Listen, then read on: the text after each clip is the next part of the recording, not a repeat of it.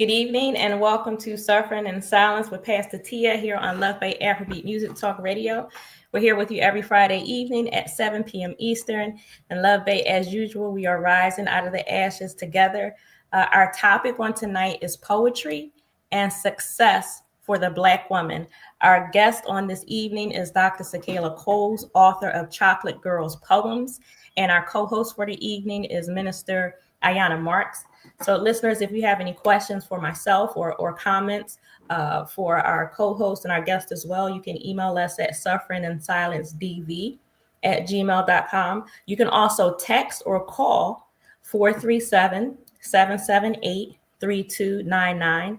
And we want to also remind you to please remember to like, share, and subscribe via whichever social media platform you're watching us by this evening. And we want you to remember that if you have resources that you would like for us to share from your community on a national or local level, you can email us as well at sufferinginsilencedv@gmail.com. And those resources can be from local organizations, from your faith community, again, local or nationally. With that, Ayana, I would ask if you would go first and greet our listeners and our viewers. Yeah. Good evening, Love Bay listeners. We have yet another amazing segment for you all. We just hope that you guys sit back, relax, and enjoy this segment. And we just hope that we are able to uplift and encourage our listeners during this segment. Thank you. Dr. Coles, if you would please introduce yourself to Love Bay. Yes. Good evening, everyone. I'm Dr. Sekela Coles, and I am an author. I'm also an educator. I'm also a organizer, and one of my favorite roles is mother of two young adults. I've also had the honor of serving as a presidential delegate for President Barack Obama in 2012. Also, I served as a member of the transition team for Governor-elect Tom Wolf back in 2014. And I also served as a local elected official. I was elected to council twice in 2013 and then reelected in 2017. Before I start discussing some of the thoughts that come to mind when I think of the success of the Black woman and poetry and some of the intersection that can occur with that, I do want to share a poem that I wrote earlier this year. And it's a poem that is dedicated to all women that have potentially suffered in silence, that need to really find their voice so that they can then become emboldened and empowered to share their story.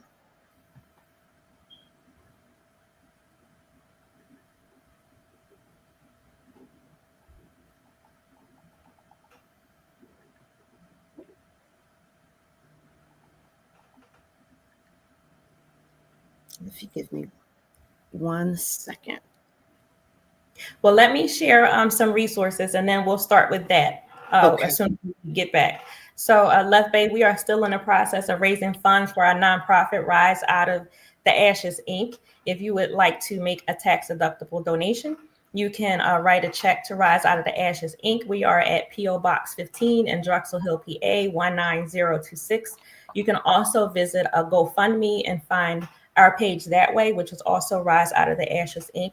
What we do is we support victims and survivors of domestic violence with transitional resources.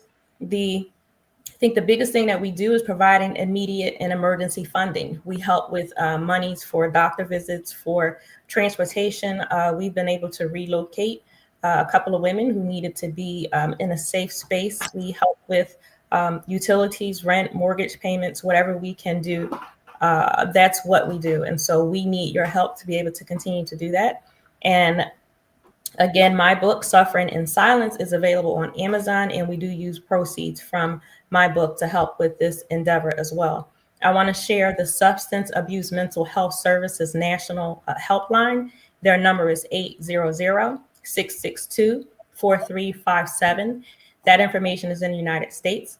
We have the Befrienders Volunteer Action to Prevent Suicide. To find a helpline by country, you can visit their website, which is befrienders.org. In the United States, we have the National Domestic Violence Hotline. Their website is thehotline.org. Their number is 1-800-799-7233. In Canada, we have the Canadian Women's Foundation. Their website is canadianwomen.org. Their number is 1-866-293-4483. And for more information, you can email info@canadianwomen.org. In Australia, we have the National Family Violence Counseling Service. Their website is 1-800-respect.org.au. Their number is 800-737-732. I'm sorry, there's a one in front of that in case that makes a huge difference. 1-800-737-732. And in the UK, we have the National Domestic Abuse Helpline. Their website is nationaldahelpline.org.uk. Their number is 0808-20-00247. Or you can visit Women's Aid, and their website is Women's Aid, AID, women'said.org.uk. So, Dr. Coles, are you? Yes, I am together. I apologize for the new school technology difficulty I was having. We're going to go old school. And this poem that I am sharing now is called A Struggle Like No Other. I can see it in her eyes when we pass one another. I know she's been through a struggle like no other. Black women have carried burdens for so long, the world expects us to always remain strong. But I know that's not true, sister. I've been you. I know that's not true, sister. I am you. Whether it's microaggressions from those non-melanin folk you work with, or disrespect and assumptions of not having any skill, lack of opportunities brings ill will. It's like they want us to do the work, but they want the thrill of accepting the credit for what we've created and made. Then you discard us and hope we fade to black. That's real whack. Or going through made up accusations and no one having your back because they terrified of those in charge who benefit off of our struggles and are living large. I can see it in her eyes when we pass one another. I know she's been through a struggle like no other. Black women have carried burdens for so long. The world expects us to always remain strong. But I know that's not true, sister. I've been you. I know that's not true, sister. I am you. When your husband punched and shoved you down, you ain't alone in dealing with a heavy-handed clown, lying to family and loved ones to remain true to him. Why? He bruised you physically and mentally and made you cry. Keeping secrets to protect him and be strong, you can only keep it up, but for so long. I can see it in her eyes when we pass one another. I know she's been through a struggle like no other. Black women have carried burdens for so long. The world expects us to always remain strong. But I know that's not true, sister. I've been you. I know that's not true, sister. I am you. And that was A Struggle Like No Other. Awesome. Thank you so much for sharing that. That was awesome. And thank you, Caleb and Kianga, for your supportive comments. That was beautiful. So before we move, you have to tell us where your book is available. Where can we get? I mean, I have mine, but like where can everybody else get there? Yes. So the book can be purchased online via Amazon. If you go to amazon.com /author/Dr. Coles, my author page will be visible and you can purchase it online there, or you can contact me. I normally have copies in the car, or those that know me, text me, email me, and you can come by the house to pick up a copy, or just. But again, the option, there is a online option for those that's most convenient for, and it's also on Kindle. Okay. Well, thank you so much. And Kianga, I want you to know I saw your comment, and we're going to come back to that in a moment. Thank you, Zion. You see that, Dr. Cole? So before we move further into the book, I want you to tell us a bit more about Dr. Sekela Coles. Tell us a bit more about you. Okay, so I so academically, if that's of interest to anybody, as I was telling this young dynamic sister Ayana, I'm a Lincoln alum. I'm saying that because she is a rising junior, I believe, at Lincoln Yeah. University. Okay, and I'm a Lincoln University alum, undergrad. And before I went on to graduate school at Penn State to receive my MBA, and I 15 years ago, actually to this month, I received my doctoral degree in public policy and administration from Walden University. So that's the boring stuff, the academic nerd, the nerd part of me.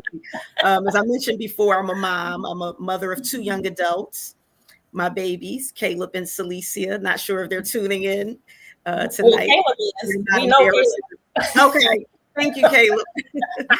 Yes, I'm a divorced mother of 2 young adults. And I have worked in education for over a decade, both at the higher ed level and in the K through 12 public school system. And I've also worked on political campaigns. One that ended most recently, I was a regional organizing coordinator for the Harris Walls campaign.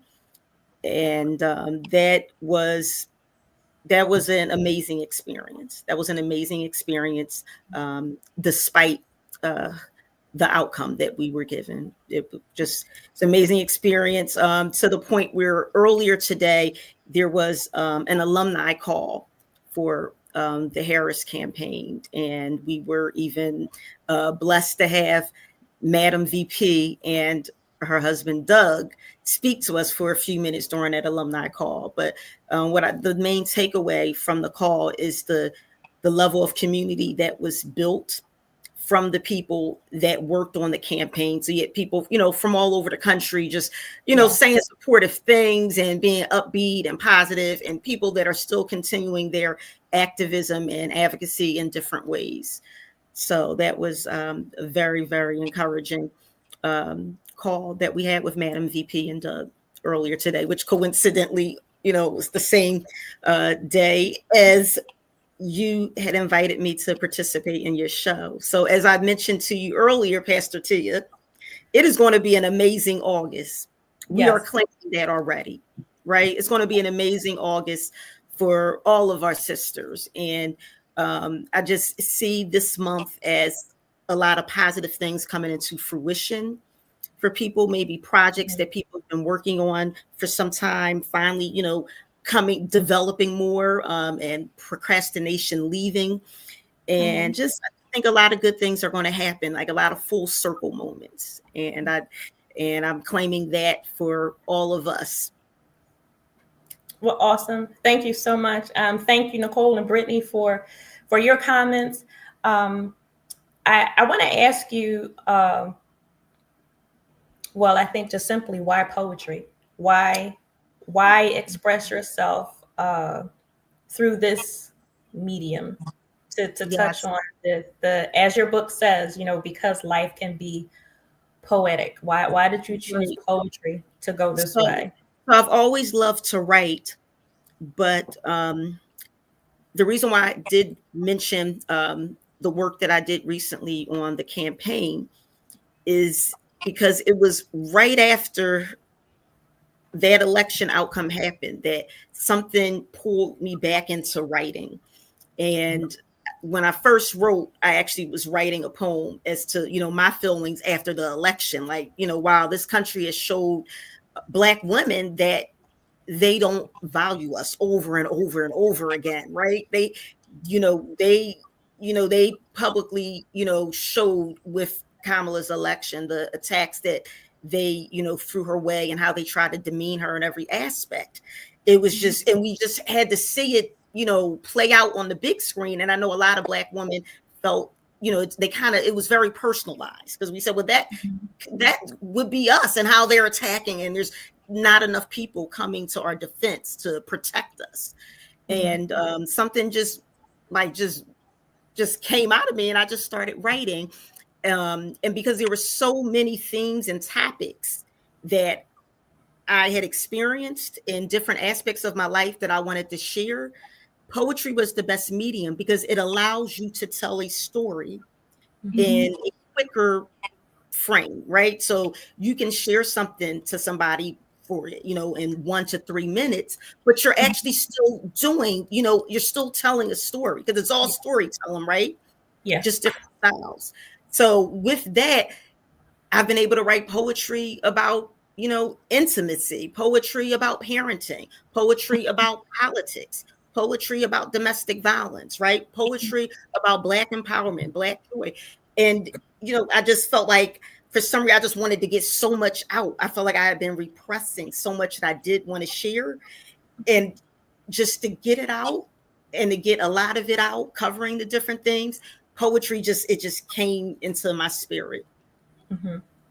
So yes, thank you, Bethany. It is a language. So is this the first book of poetry that you've written? It's absolutely the first book of poetry that I've written. Is the first book that I've published. Since then, I've written more poetry that I've been going back and added to this book. Some more poetry that I even, been writing in the past few weeks that I've not yet added. And then I wrote a parenting book. I wrote a parenting book for Black parents.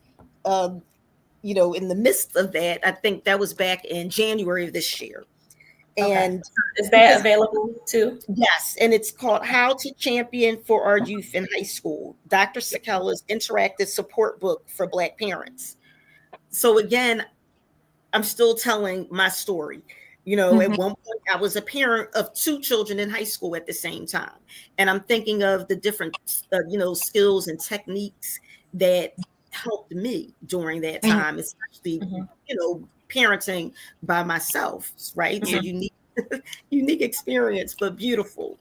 So, and then also, I delved into writing short stories, adult short stories, fiction that also available. So I just feel that it's important for us to be comfortable in sharing our stories. And when you really, become comfortable, then you just you let it flow, right? And there's nothing inhibiting you from doing that. And I mean, I feel very empowered after I write a new poem. Yeah. Another feeling that I have is that I do sometimes feel depleted. Like I'm like, woo, that was a lot of thinking or a lot of energy or a lot of thought. But yeah. Well, thank you, Sam. I do appreciate as well, Dr. Sekela, how you have articulated your poetry and the other writings that you have done. Then this question that I want to ask now, I actually want to ask this of you both. Dr. Sekela, I'll ask you first. What has success look like for you? But then I want to ask the general question. What do you believe success looks like for Black women? And Ayana, I really, really want to hear your point of view, being in Lincoln and seeing what you see and being in the atmosphere that you're in. But yes, so Dr. Sekela, starting with you, what has success looked like for you? And in general, what do you believe success looks like for Black women? So success oftentimes is survival, right? So some people might look at it as being Black women. I mean, just us merely being here is revolutionary, right? Because we come out the womb being discriminated against on so many levels. So success does not lie in titles. So success does not lie in credentials. Success lies in being at peace with yourself, right? Yes.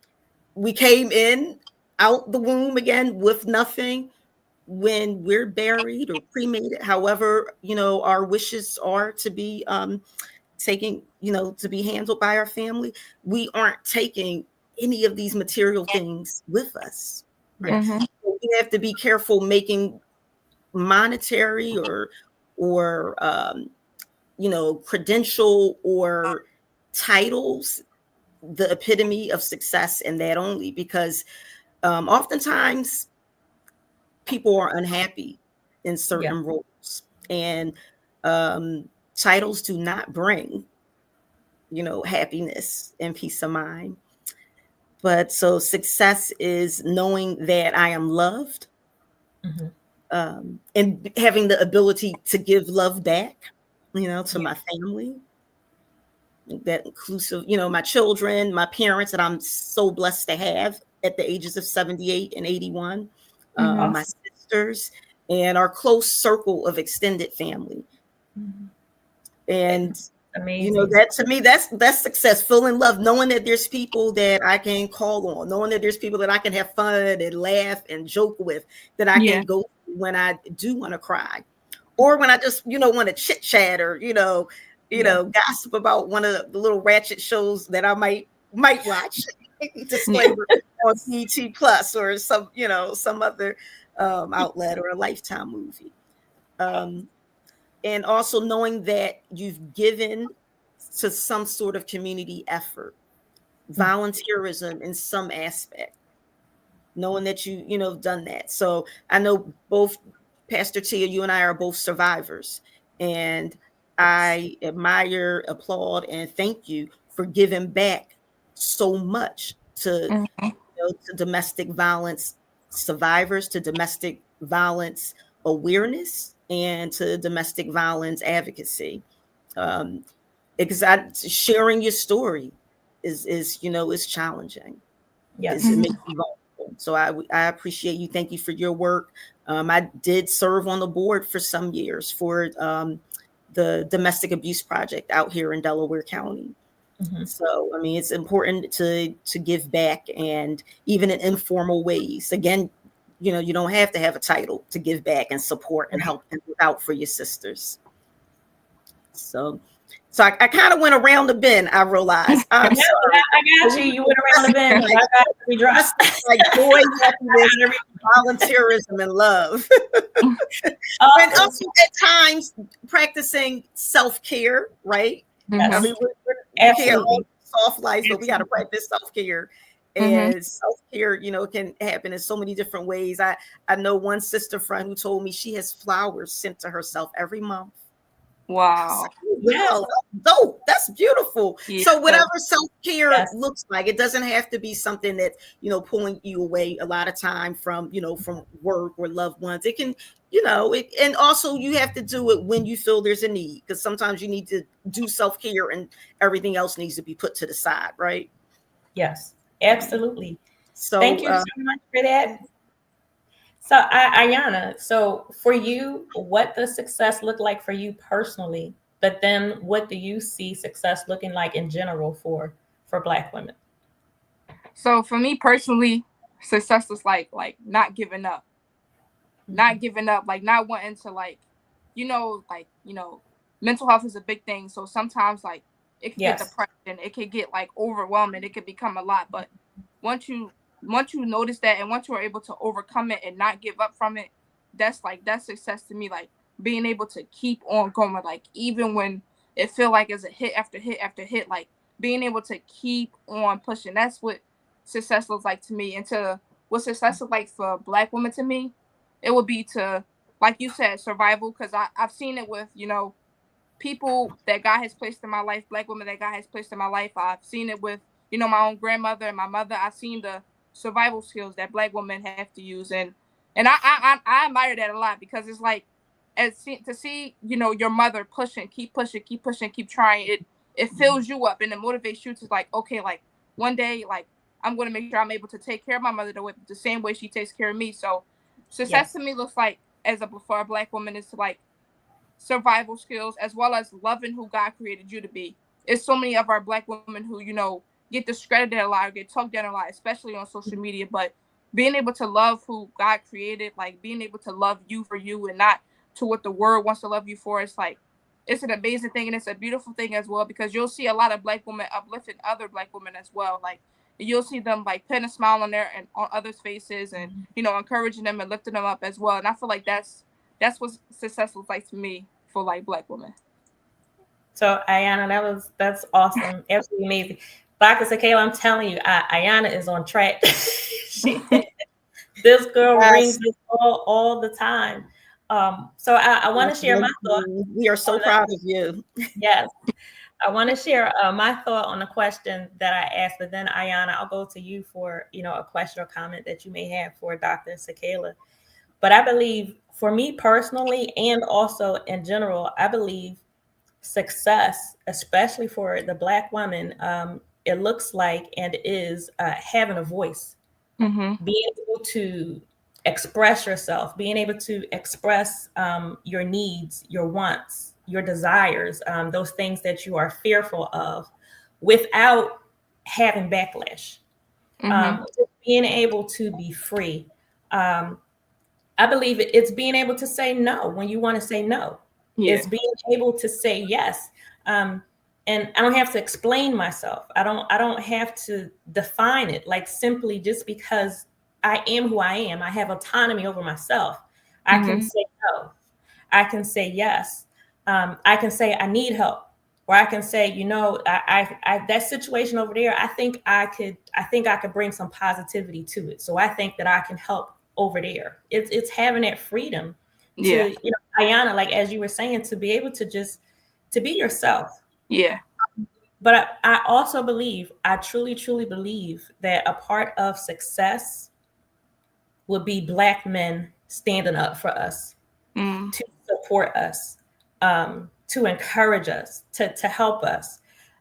Like TYB, like there are several Black female hosts on this program. Like if you go to Love Bay, go to the website, you will see several Black female hosts. Like we have our own shows. We're doing what we do because TYB created this and he helped us and he wanted us to be able to have our voice. And I can speak to myself for myself wholeheartedly. I've never been told what to say. I've never been told, like, we need this program to go in this direction. We need you to do this because we want more listeners and viewers. And Dr. Sekela, like this area right here, dealing with domestic violence, like this is very touchy. It will left real quick. If you start wanting, it's very touching. Absolutely. So a lot of the organizations that exist are primarily, really initially were catered towards women that did not look like us. And at times in the Black community, it's taboo to speak on certain issues. I mean, a lot of that has changed more recently, but we need to make sure that our social service organizations, in particular domestic violence organizations, have cultural competence as they deal with Black women. They're not always dealing with a white woman in the suburbs. And I think that goes back to having a voice. Somebody has to be able to speak up for us. Somebody has to be able to say, like, this is what is different about me. This is what is different about us. Or, you know what? This is what is the same. I need the same help that another woman would need, of a different race, of a different culture. So I believe having a voice and having men stand up for us, I truly believe is important. And I'm thankful for TYB being an example in that area. So that was my thought on that. So I don't know if you want to add to that, but definitely Ayana, if you have any questions or comments for Dr. Sekela. No, I did want to just add that you talked about the need for Black men to step to, to really be a solid partner when we do look at the overall success of the Black woman. And that's just because, we need that for the success of the Black family. But we, collectively, our community, we really need to become more intentional and organized on protecting Black women. We are seeing too many Black women being under attack. I think Ayana alluded to it when she, brought up maybe social media attacks, but just in a bigger context than that, Black women are just, as Malcolm X said decades ago, not much has changed, right? Yeah. In terms of Black women being, undervalued, disrespected, unprotected. Not much has changed besides Black women just are collecting more degrees. We're becoming even more highly educated. We're still, obviously still flawless and beautiful and amazing, but we as a community have to really get together and become intentional about protecting Black women. So that lies on all of us, not just Black women or Black men, but all of us as a family, as a community. Yes. For us to truly be successful. Ayana? So the poem that you read earlier, it was an amazing poem. It really opened my eyes to see, things differently and how we interact with one another. And I was just wondering, like, how do you navigate your vulnerability in your writing? Like, is it hard for you to share, your thoughts and your emotions to the public, like writing books and stuff? Like, how do you go about it? Oh, it is. So the first time I was kind of like, I felt very free, but then I felt like, oh my God, I felt like a little terrified. Like you're sharing a part of yourself with other people that you might never meet to an extent. And that, but then I kept thinking about the freedom that I felt. Yeah. And I felt like lighter also. And I said, Yeah. but why shouldn't my voice be heard? Why shouldn't I be sharing my thoughts? And hopefully my thoughts can help motivate, empower, or support another sister or just another person. Yeah. And just also as, things are very unsettled with, racial injustice and political injustice. Yeah. Wow. It's like, it seems like there's even more thoughts that come to mind that I just, want to get out there. That is my way of reflecting and, relieving some of my stress or angst and anger as to some of the things that are happening. Because in advocacy, people are being activists in different ways, right? Yeah. It's not always, about holding up a poster sign somewhere. There's also, behind the scenes activity that occurs and everybody plays a role. And sometimes we also just need nourishment for our souls. Yeah. And so with that, I know that you're a mother of 2 young adults. And I was wondering how do you, how do you install in them to, express their emotions and like to keep them uplifted, when they're in their down moments? Mm-hmm. I've always asked them to come to me with anything and everything. I've told them there's never anything that you should be scared or ashamed about to talk to me about. And that's just because when I was a teenager and when I was younger, there were a lot of things that I was very scared to go to my parents about. So I wanted to make sure with my children, they knew they could come to me with anything and everything. And I will say this, they have over their life. So they took that literally, and it's good. I love my babies. I'm saying babies, they're now 20 and 23. But so they because of that, they're kind of free with what they tell me, which is fine. We're all adults. Yeah. And I've also always tried to talk to them about race and politics and the things that are happening, and making sure that they remain civically engaged.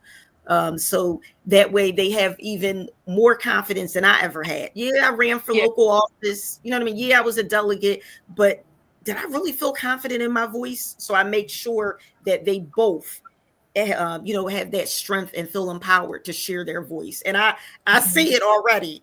I love it. And sometimes I look at my daughter like, wow, I wish I was like you when I was 20. So.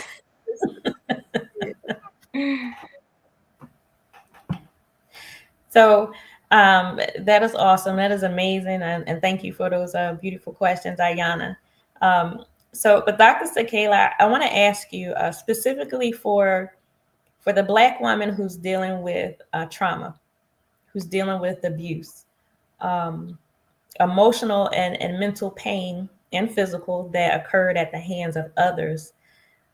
What would you say that success looks like for her? Mhm. Being away from that trauma, conquering that trauma, achieving beyond that trauma. Yeah. Obviously, if that trauma is any type of physical, sexual, or intimate partner abuse, then hmm, immediately, by the grace of God, speaking out to someone. Anybody could be that outcry person. It might be a teacher in your child's school that you come in crying. You never know. But success for that sister in that situation would be just first to immediately be out of that situation, because just getting out of that is going to free her to even think about being successful in other ways in her life. Yes. For other trauma, finding that point where you are ready to talk about your trauma, Mm-hmm. because everybody heals in different ways, and trauma, as we know by its very name, is traumatic, so not everybody wants to Yeah. relive it.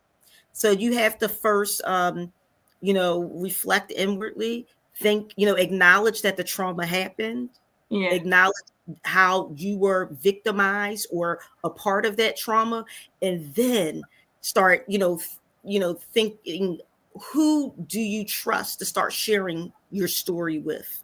Mm-hmm. Mm-hmm. Once you release your story, then you're acknowledging it even more, and then you realize that you've let go of it, so that you aren't harboring it. You're always going to remember it, right? Yeah. You can't take it away. It happened. You were traumatized in X, Y, and Z away.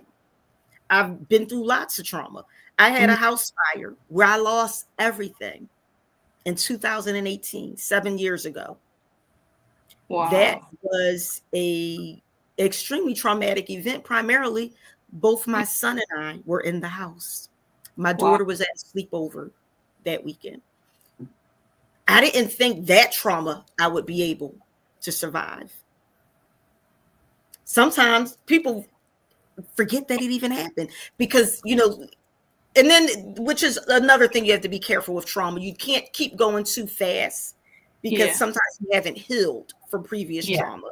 So you have to Yes. be very mindful of that. And then, you might have the episode of PTSD and all of that, which, Yeah. Yes. is all a part of trauma, and things that we don't want. But you have to, acknowledge that it happened, to even begin properly on the healing journey, to even start achieving levels of success. And levels of success would be healthy relationships. Healthy relationships is so important, and not just intimate partner healthy relationships, but healthy Yes. friendships, right? Yes. You can't hang around people that knew things and allowed you to be victimized, Yeah. because then that's saying, well, they don't really value my safety and, my mental health. Yes. Yeah. So healthy friendships, healthy families, Mm-hmm. ensuring that your children, if you have children, know, what behavior is unhealthy, and that you Yeah. never expect them to be in a situation to be on a receiving or giving end of any type of abusive relationship. So Yes. making sure you're in healthy relationships, and then regaining your voice, having confidence, Yeah. and also being self-sufficient. And I'm not talking about just, financially something, being self-sufficient. So we know we have a village, we have a support group, but also we have confidence in ourselves. Mm-hmm. Yes. We're independent enough, we're self-sufficient. We can receive, and we can be a part of, maybe a future relationship or a future marriage, but just ensuring that you got your own back, Yeah. right? Because Yeah. we have to, once we, especially if as a parent, you do need to have a certain level of independence and self-sufficiency, because that's what you want for your children. Yes, Yeah. you want them to see that. And they don't want to see you weakened. They Yeah. don't want to see that, because then that can destroy their spirit and, and harm their confidence about their future. Yeah. Well, thank you so much. I absolutely agree with that. I believe anyone in dealing with any type of trauma, especially domestic violence, I believe a first step of success, like you said, is being honest with yourself. Not lying to yourself anymore, not trying to cover up, not making excuses for him or her or the people or whoever it is that's hurting you, but being able to be honest with yourself about your situation, and then taking that step, whatever that step looks like for you, and getting help. So if it is a teacher at your child's school, if it is just walking into the police department, if it is just walking down the street or in the market and seeing a stranger and just like, can you help me? Whatever that looks like for you, getting that help, that's success. And I would say, do not measure your success by somebody else's story.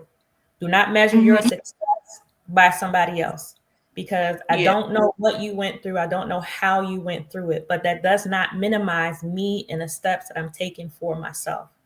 So you cannot compare yourself, your success, to another person, because, and a lot of times it's like social media. We're looking at lies and we don't know it. You're looking at some really pretty pictures that have been painted, and the lighting is right, and the pictures are good, the color. I mean, I was absolutely surprised when I saw the making of a food commercial one time. Do you know they actually painted the food? They painted the food to make it look, so it would come across on camera. I'm like, I would have never thought that. I thought a hamburger was a hamburger and they were taking us pictures. No, they made a picture. They painted the lettuce, hanging on the side. That's disturbing. So that's why I didn't say the restaurant. But no, you don't look at somebody else's story. I mean, it's one thing to garner encouragement from someone else, but to try to walk in somebody else's steps and to measure your life, your self-worth, to measure your value, to measure your success by what somebody else has done or hasn't done, you're setting yourself up for failure. So I really want to stress that. Don't measure your success by what you see somebody else doing. Ayana, did you have something you wanted to say? Yeah, I want to circle around back. You are a Lincoln alum. You did attend, an HBCU. And I was just wondering, like, how did attending an HBCU have such an impact on the wonderful woman that you are today? Oh, well, that was beautiful. How kind of you. I told you. Yes. Go ahead, Sister Ayana, young queen. But yes, so being an HBCU alum has helped me survive life. Okay. In middle school, I was at a predominantly white school. It was a private school, and I was the only Black girl in my grade, and I couldn't stand it. And I remember saying, why can't I go to the public school like everybody else? My parents are looking at me like I'm crazy. Like, we had you take this test to get in here. You're in there. But so when I went to Lincoln, and you just feel right at home. It gives you that comfort, that confidence, that is just it's really like a different world that I used to watch when I was younger. That's before your time, Ayana. I think they have a new one coming out, maybe. So maybe you know what show I'm referring to. It also gave me greater strength for when I went to Penn State for graduate school, and it was back to being the only Black woman in classes. And when I first graduated Lincoln, I worked for City Financial, which is a company that is a subsidiary of Citigroup. And I was the only Black woman in my office. So, if I have not had my 4.5 years at Lincoln, I don't think I would have had the backbone to survive some future stages. Wow. Just being immersed in our people. I recommend all of our youth to go to an HBCU, whether it's right, right here in the Pennsylvania area, if Cheney, Lincoln, or if you're going all the way Yeah. down to FAMU, or if you're going to, Clark Atlanta. My older sister is a Clark Atlanta alum. My Mm-hmm. mom to Howard for graduate school. I'm big on we need to be around our people, especially during these Yeah. times. So even if, all the children don't go to a HBCU, if at least someone in the family goes so they can visit it and have that exposure, because now Yeah. is really time that we need to be drawn close to within our community. Yeah. So just one more thing, just one more thing. How are you able to stay, uplifted and motivated in like environments that, may not feel welcome, like may not welcome you as much, or like may look at you as like, the odd one out, or may not understand your voice. How do you stay uplifted in those environments? Meditation, deep Mm-hmm. breathing, Yeah. some affirmations before you enter that environment, and Mm-hmm. some more on the way home. And you just Yeah. really have to draw on your inner strength and just know that we are revolutionary just by our being. We are Black Mm-hmm. women, and we are thriving. So Yeah. that's when you really have to draw on your inner strength, and believe in yourself. Believe in Yeah. yourself. That's amazing. Awesome. Yes, it is. Um, but before I move to the next question I was going to ask you, I want to say this.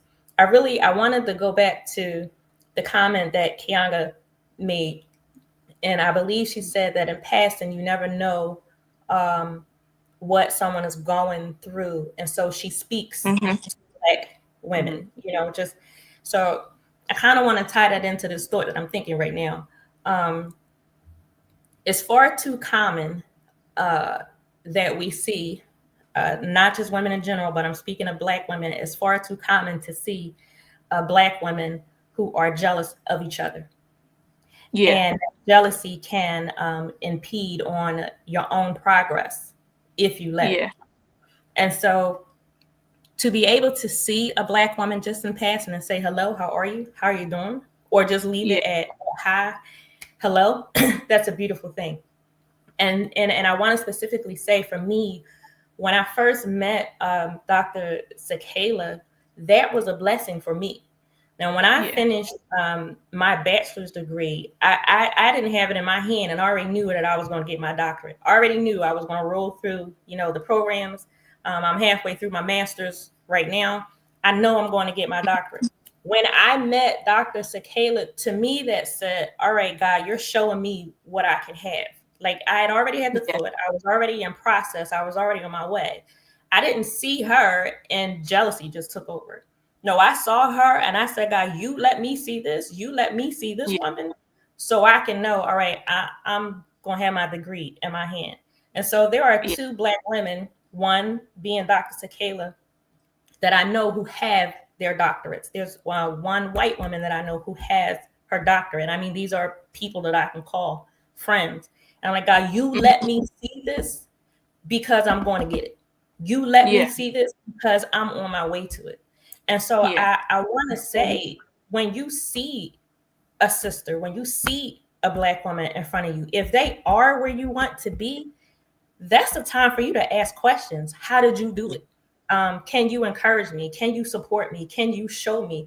Or even just be able to just admire that, yes, she is in this position and I'm on my way to it. So Yeah. yeah, I really do believe, if I see that you have written a book, if I see that you have taken this political office, if I see that you are working in this job, if I see that you have moved further in your education, that's not a slight on me. Like I said before, I don't know who said it, but I remember somebody saying, your success is not my failure. Your Mhm. success truly is an encouragement to me. And so Yeah. that's a point that I really would love to just put out there. We don't have to be jealous of each Yeah. other. Amen. We don't have to Mhm. tear each other down. Even if you are in a place that I don't desire to be, Yeah. then oh well, if that's what you want, then I'm happy for you because you have what you want. I'm happy Yeah. for you because you're safe, because you're doing what you want to do. And if you are not safe, then I believe, we have a responsibility. What can I do to get you in a place where you are okay, where you are safe, even if it's just sharing a resource, even if it's saying, I can connect you with this person, or here's this website, here's this phone number. I just believe we should not allow negative feelings of jealousy and envy to take over what could be some beautiful relationships, or really acquaintances that, what, if we're colleagues, we might work together on a project in the future. We may be able to brainstorm, or I may let me just bounce an idea off of you. It may be a one-off conversation, but something great could come from that.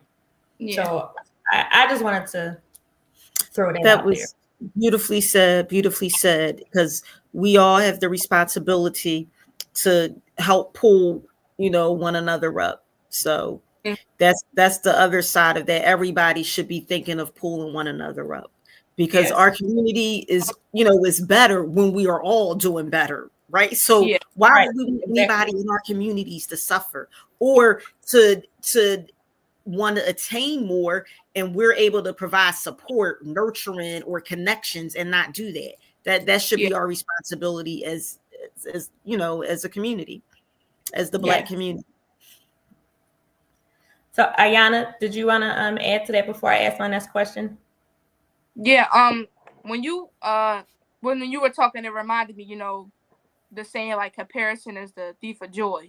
When you keep comparing yourself or trying to compete, with somebody else, it's like you're only draining yourself, and you only, putting yourself down. But if you just take a moment and look at that person, look at their success, maybe like ask for help. I feel like, especially in my generation, a lot of our young people are afraid to, just ask for help. They're afraid somebody gonna look at them like they're crazy, or somebody gonna be like, oh, you want to you copy enough of me, you want to be like me. And it's like, it's not like that. It's like, well, maybe I just want to reach that same success point that you reach. Like, maybe I just need someone to motivate me. Maybe I just need somebody to push me. Maybe I just need that one person, that one thing that God has placed in your life to, remind you, like, you're gonna make it. It's gonna be okay. Like, you're gonna have it. Like, it may not be right now, like right the way you want it, but you're gonna have it eventually. So that's what it reminded me of.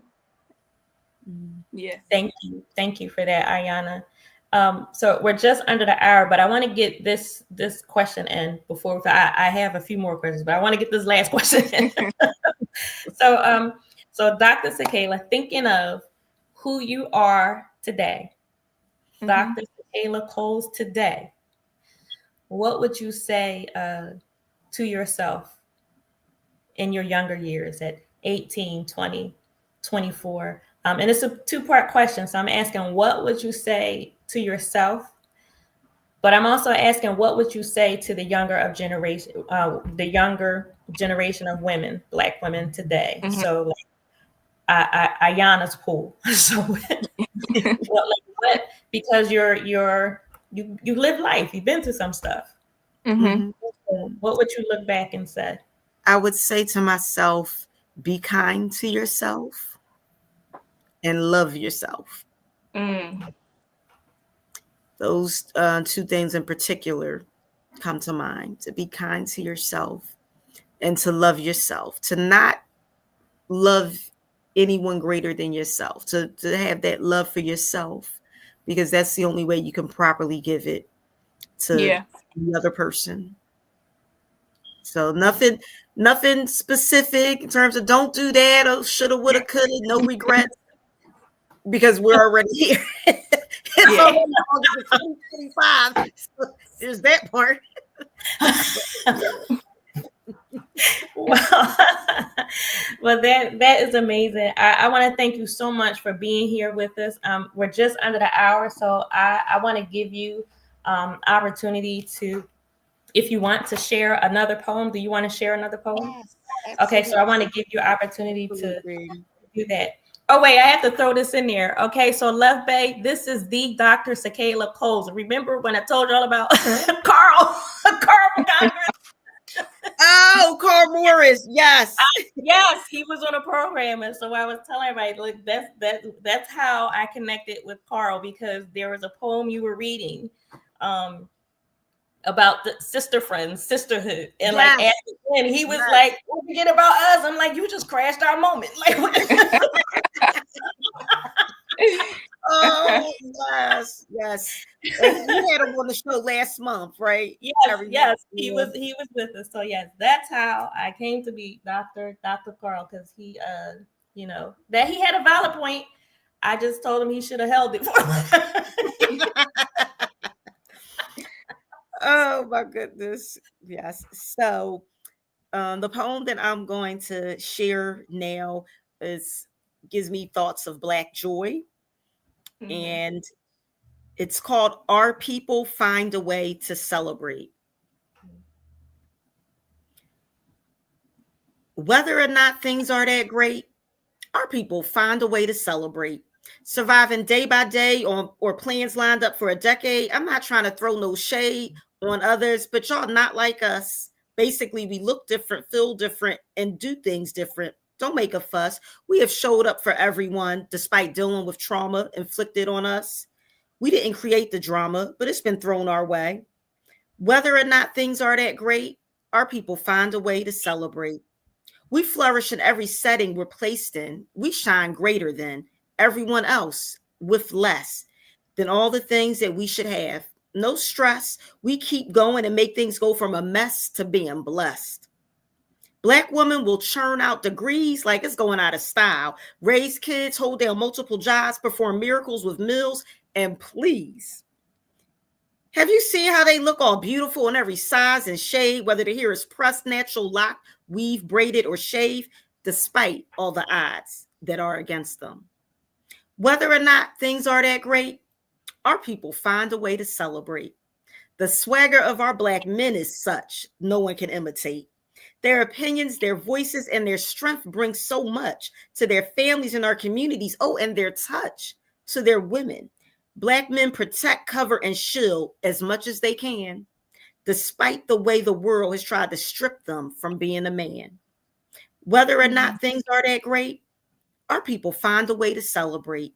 I hear the laughter of Black children over everyone else.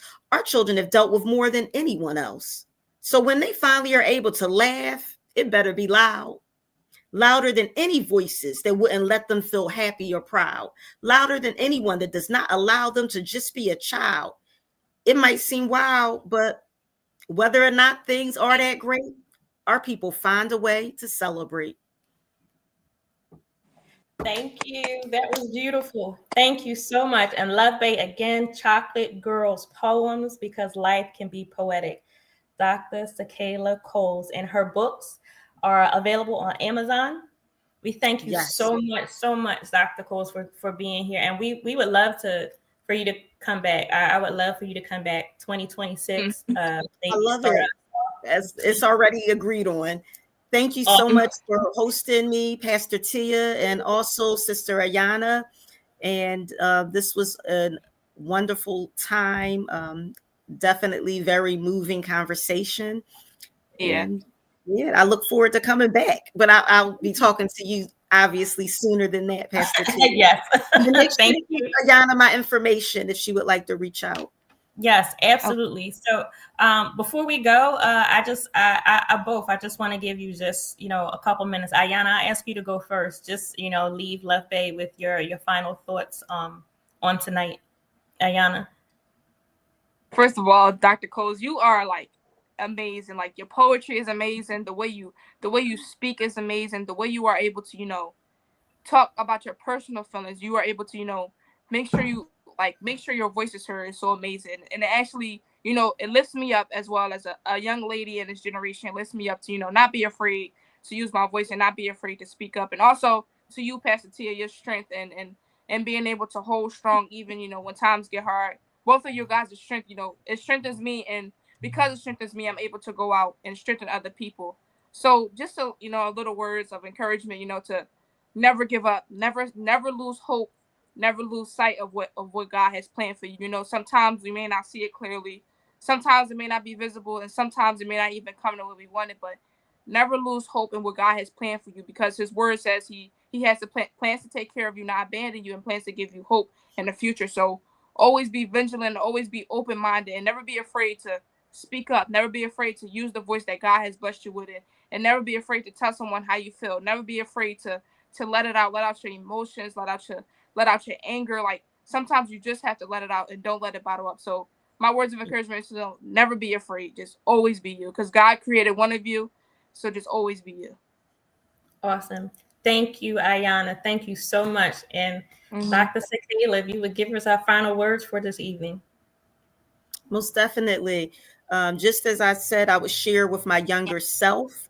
I just want to make sure all of our beautiful sisters know to be kind to yourself, take it easy on yourself, be gentle with yourself, and to Yeah. always just love yourself unconditionally so that you can enter and be a part of any relationship wholeheartedly and clear minded. Mm-hmm. Awesome. Thank you. Thank you so much again for being here with us on tonight. Love Bay, thank you for being with us. I want to thank all those who gave comments. Thank you, Nicole, Bethany, Caleb, Kianga. Just thank you so much for being with us. And if you want to catch up on previous episodes of our program, you can visit our YouTube channel, Suffering in Silence DV. Please also remember to like, share, and subscribe via whichever social media platform you're watching us by. Thank you so much again for joining Suffering in Silence with Pastor Tia here on Love Bay Afrobeat Music Talk Radio. We're here with you every Friday evening at 7 p.m. Eastern. Love Bay, we're rising out of the ashes together. Good evening.